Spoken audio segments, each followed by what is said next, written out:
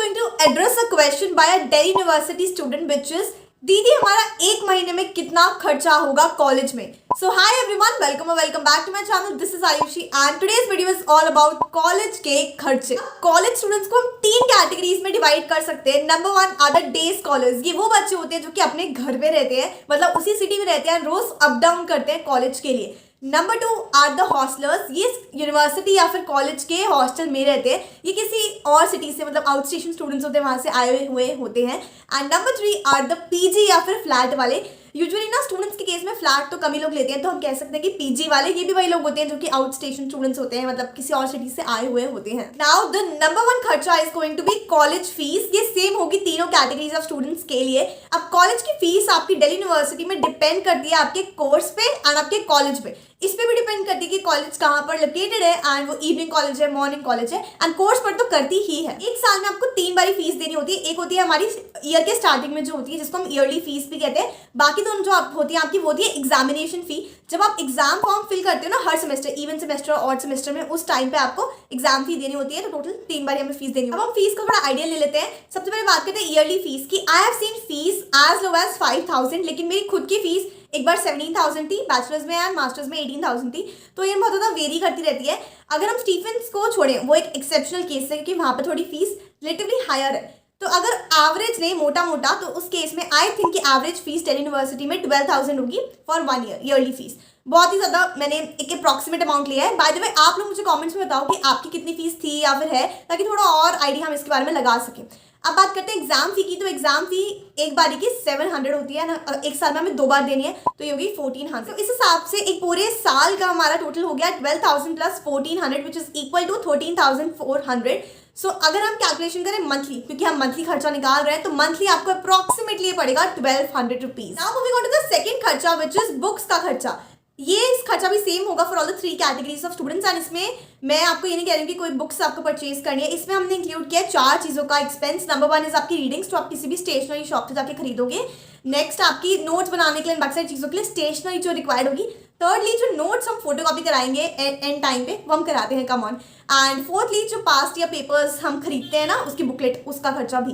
एक सेमेस्टर की रीडिंग्स जो होती है आपकी, वो अंडर 1,000 रुपीज़ आ ही जाती है. एंड अगर हम सब कुछ इंक्लूड कर दें एंड सब कुछ मिला दें, तो टोटल अगर हम 1200 भी लेके चलें एक सेमेस्टर का, तो आपका पर मंथ का कितना खर्चा हो गया 1200 divide by 6 which is equal to ₹200. Another college essential is bags, and इस कैटेगरी में I want to give a huge shout out to this brand name Zook. So recently I got these 2 bags from here. This tote bag as you can see, and second one this sling bag as well. मैं इसको 100% recommend करूंगी. Zook एक Indian brand, Indian touch है इनके design में, hand crafted है, 100% vegan है, and साथ में क्रुएलिटी फ्री भी है. And cherry on the cake, ये काफी अफोर्डेबल भी है. साथ में यू कैन गेट 15% का डिस्काउंट इसके प्राइस पे यूजिंग माय कोड. अपने का इस कॉलेज में डिफरेंट ओकेजन्स के लिए हमें डिफरेंट बैग्स हमेशा चाहिए ही होते हैं. एंड स्पेसिफिकली मैं कॉलेज स्टूडेंट्स की बात करूँ तो 3 टाइप के बैग्स तो मस्ट हैव होते ही हैं, विच इज एक टोट बैग चाहिए होता है, एक स्लिंग बैग चाहिए होता है, और एक लैपटॉप बैग भी चाहिए होता है. यहाँ से तो आई हैव शॉप्ड बिफोर. ये एक्जैक्टली वैसे ही आते हैं जैसे ऑनलाइन दिखते हैं. साथ में इनकी क्वालिटी से तो आई am really amazed. You can see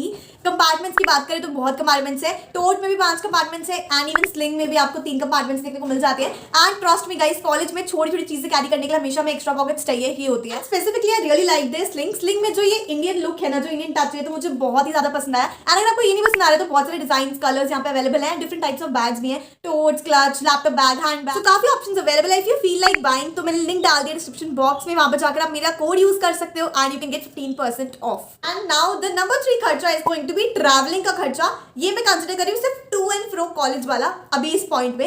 अब यहाँ पर ये डिफरेंट होगा तीनों कैटेगरीज के लिए. सबसे पहले अगर हम बात करें हॉस्टल वालों के लिए, तो उनके लिए कोई खर्चा नहीं होता, वो अंदर ही रहते हैं कॉलेज और यूनिवर्सिटी के, तो 0 हो गया. नेक्स्ट अगर हम बात करें पीजी फ्लैट वालों के लिए, तो वो आसपास ही रह रहे होते हैं कॉलेज कैंपस के. तो इन दैट केस अगर हम उनका 20 रुपीज़ मान के चले एक दिन का, एंड 20 डेज हम कॉलेज जाएं, तो आपका 400 रुपीज़ पड़ जाता है. अब ये मैंने 20 रुपीज़ इतना कम इसलिए बताया क्योंकि यूजुअली कैंपस में हमारे शेयरिंग रिक्शास चलती हैं, जनरली स्टूडेंट्स वही यूज़ करते हैं, तो आपका इतना ही खर्चा होगा. Now coming on to the third type of students which is हमारे डे स्कॉलर्स. डे स्कॉलर्स कहाँ पे रहते हैं उस पर डिपेंड करता है कि उनका कितना एक्सपेंस होगा. जनरली स्टूडेंट्स यूज़ करते हैं हमारे ऑटो या फिर मेट्रो या फिर बस. उस केस में अगर मैं मिनिमम लगा के चलूँ कि 40 रुपीज़ पर डे आप स्पेंड कर रहे हो इन ट्रैवलिंग, एंड मैक्सिमम अगर 80 रुपीज़ लगा के चलूँ, इन दैट केस रफली अप्रॉक्सीमेटली 2,000 रुपीज़ का हम खर्चा मान सकते हैं ट्रैवलिंग में for 1 month. Now the number 4th खर्चा is going to be our rent.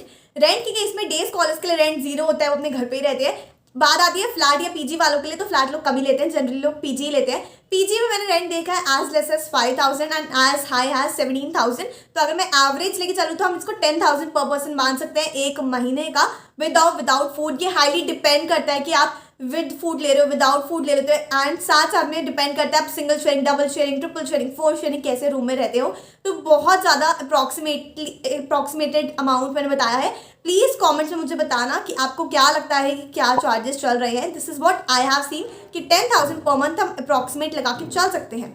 बात करते हैं डे स्कॉलर्स के लिए। डे स्कॉलर्स के लिए भी हम विद फूड लगा के चलेंगे 10,000 पर मंथ, क्योंकि इतनी ही फीस होती है जनरली हॉस्टल्स की। So 10,000 per month with food for the hostellers. और फिफ्थ खर्चा is going to be food का खर्चा। सो गाइस, फूड में मैं कैफेज और कैंटीन दोनों इंक्लूड करके चल रही हूँ। अब दिल्ली यूनिवर्सिटी की कैंटीन बहुत ज़्यादा सब्सिडाइज है, मतलब अच्छे रेट्स पे, यहाँ पे कम रेट्स पे आपको यहाँ पे खाना मिल जाता है।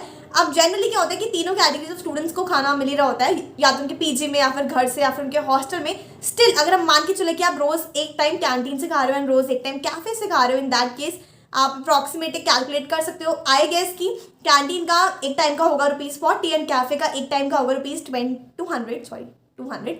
सो इस केस में आप खुद से अप्रॉक्सीमेट कर सकते हो। बहुत ज़्यादा डिपेंड करता है कि आप कितना बाहर खाते हो, कितना नहीं खाते हो, कहाँ से खाते हो, उन सारी चीज़ों पे बहुत ज़्यादा डिपेंड करता है। लेकिन according to me I think 2,500 per month अगर आप मिनिमल खाओ बाहर से, तो आपका पर मंथ फूड का खर्चा होने वाला है। नाउ द सिक्स्थ खर्चा is going to be college shopping. अब ये ना वन टाइम ही होता है जब हम स्टार्ट करते हैं कॉलेज को, या फिर हम कह सकते हैं जब भी हम नए ईयर में जाते हैं उस टाइम पर हम ये चीज़ें खरीदते हैं। अब यहाँ पर क्या होता है ना, ये हमारे एसेंशियल्स हैं जो कि हमें चाहिए ही होते हैं, लेकिन इस पर भी हम कम भी खर्च कर सकते हैं, अंधा भी खर्च कर सकते हैं, depends upon the person. College essentials में आते हैं हमारे smartphone, laptop, college bag, clothes, shoes, metro card, earphones and your merchandise, ऐसे टी शर्ट्स एंड ऑल जो आती है ना सोसाइटीज़ की या फिर कॉलेजेस की, वो भी। तो ये हो गए हमारे कॉलेज एसेंशियल्स। इसमें आपके ऊपर है कि आप कितना खर्चा करते हो। सो इसके लिए आपको एस्टिमेट नहीं लगा रहे हैं। Now moving on to the seventh खर्चा विच इज मिसलेनियस। इसके अंदर हमारी 4 चीज़ें आ जाती हैं। आपकी कॉलेज ट्रिप्स, देन आपकी डे ट्रिप्स जो आपकी कॉलेज के बाद होती है, मतलब जो आप खुद से ऐसे एक्सप्लोर करने के लिए जाते हो कि हम कॉलेज में हैं।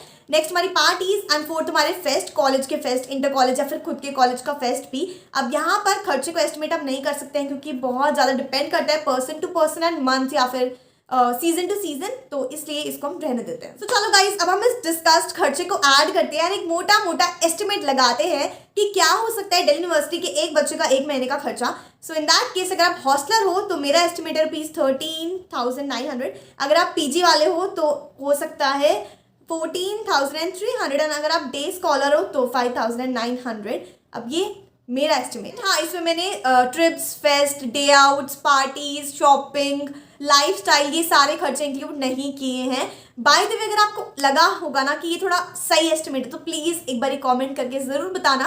एंड आपको क्या लगता है आपका कितना खर्चा होता है एक महीने में, वो भी ज़रूर कमेंट करना। I am really curious to know. So yes guys, this was all for today's video. I hope that you really like this video. If you did like the video, please do hit the like button and do subscribe to my channel. Please do leave your comments and your feedback in the comment section below, and I'll see you in my next video. Till then, keep watching my other videos and bye bye.